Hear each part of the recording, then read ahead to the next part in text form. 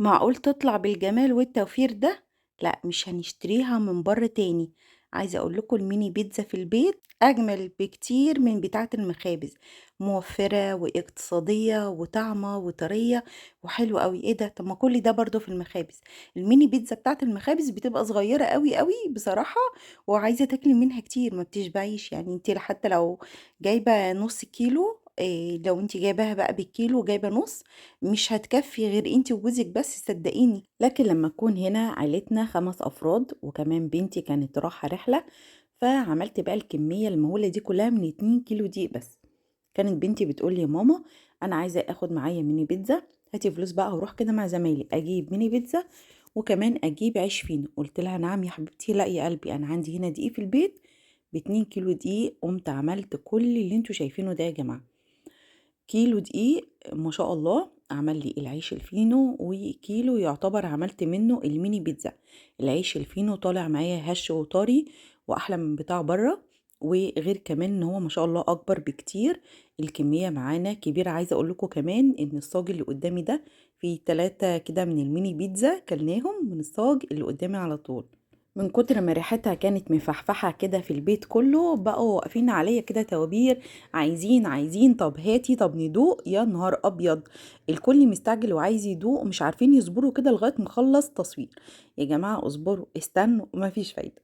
عايزة اقول لكم قبل اي حاجة بقى لايك واشتراك وتعليق محفز كده علشان نشوف عملنا الحاجات الجميلة دي ازاي.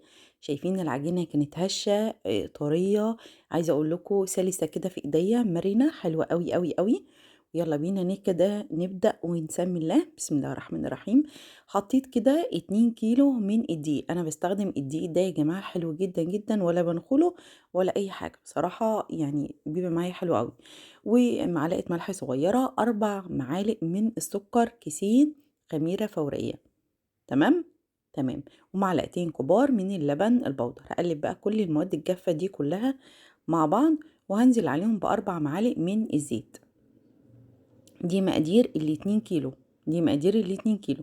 لكل بقى كيلو دقيق معلقة ملح صغيرة، معلقتين من السكر، كمان كيس خميرة فورية، معلقتين لبن بودر أو معلقة طبعًا المتوفر عندِك وقلّبي، ومعلقتين من الزيت، ومعلقة خل كمان بتدّي طراوة وهشاشة كده حلوة أوي، أوي للعجينة، وهننزل بقى باللبن الرايب. عايزة أقول لكم إن أنا طول فترة الصيف لو جبت لبن وغليته كده من بالليل وشربوا منه وقلت لما يصحوا الصبح هيشربوا بقية اللبن، ساعات ما حدش بيشربه ألاقيه رايب، أقوم جايه مفضياه في كيس وربطاه وحطاه في الفريزر. بينفعني بقى طول فترة الشتاء. طول فترة الشتاء بحب إن أنا طول فترة المدارس وكمان الجو بيبقى برد بنبقى قاعدين كده في البيت على طول بعمل لهم المعجنات والمخبوزات كده في البيت. عجنتها كويس جدا جدا باللبن الرايب يكون دافي، وفي الآخر دهنة كده من الزيت وهغطيها بالاسترتش وهسيبها مع نفسها لمدة ساعة لغاية ما تخمر. غطيتها بقى كده بالفوطة وهسيبها مع نفسها. شايفين طالعة معايا هشة وجميلة ازاي؟ أول حاجة هبدأ إن أنا أقطعها كده لقطع علشان هعمل العيش الفينو أول حاجة كده معاكم.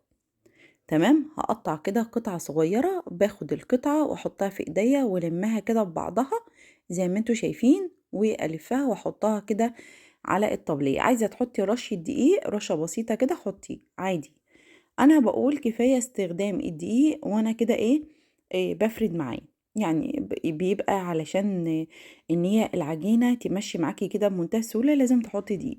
فبقول كفاية قوي الدقيق ده. باحط بقى رشة من الدقيق وابدأ ان انا افرد كده بالطول وبالعرض، بس حاولي انها تكون بالطول اكتر، بالطول اكتر علشان تتبرم كتير وتتلف كده كتير. شوفوا كده وركزوا كده معايا. هبدأ ان انا اثبت اول طرف واتني تاني طرف واثبته وابدأ ان انا ابرم واثبت من تحت كمان ومن الجناب. انتي شايفاه كده صغير بس مفيش اي مشكلة، هيخمر معايا وهيبقى كبير وهيبقى ما شاء الله. شوفوا بقى النتيجة بعد مرور ساعة خمرت معايا وبقت زي الفل. يعني انا هسيبها بعد ما اخلص خالص هسيبها ساعة وابدأ انا اشغل الفرن من فوق ومن تحت وعلى الرف الاوسط وادخل الفينو بتاعي.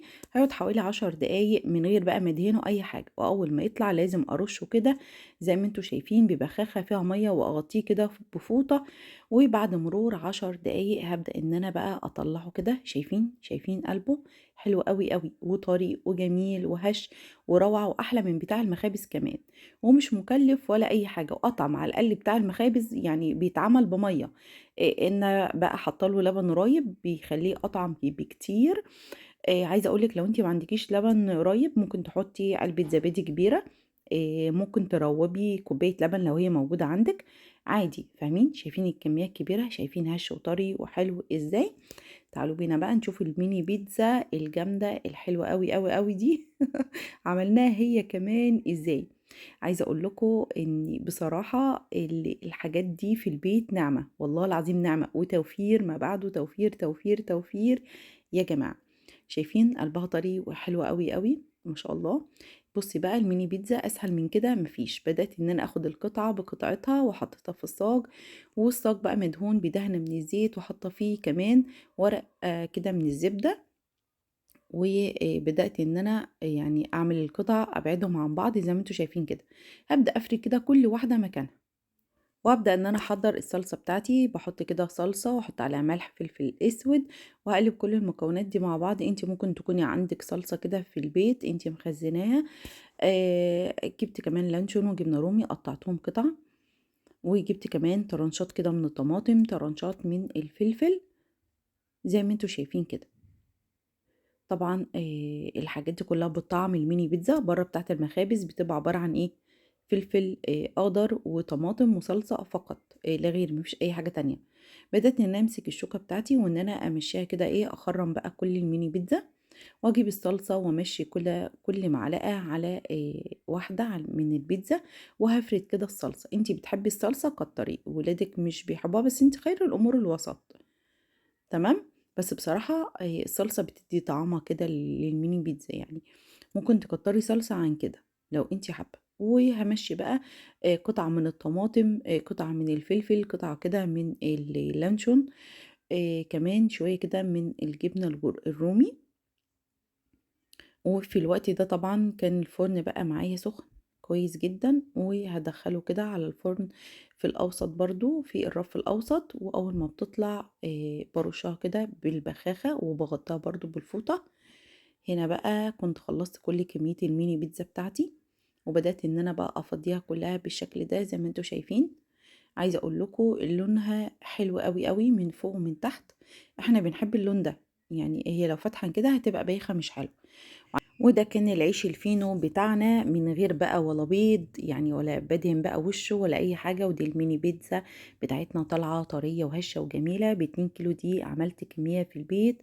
انتي ممكن كمان تقسميهم على كيس وتحطهم في الفريزر وكل يوم بتطلعي كيس للأولاد من بالليل وتسخنيه في الميكروويف علشان ياخدوه معاهم المدرسة وبالهنا والشفا.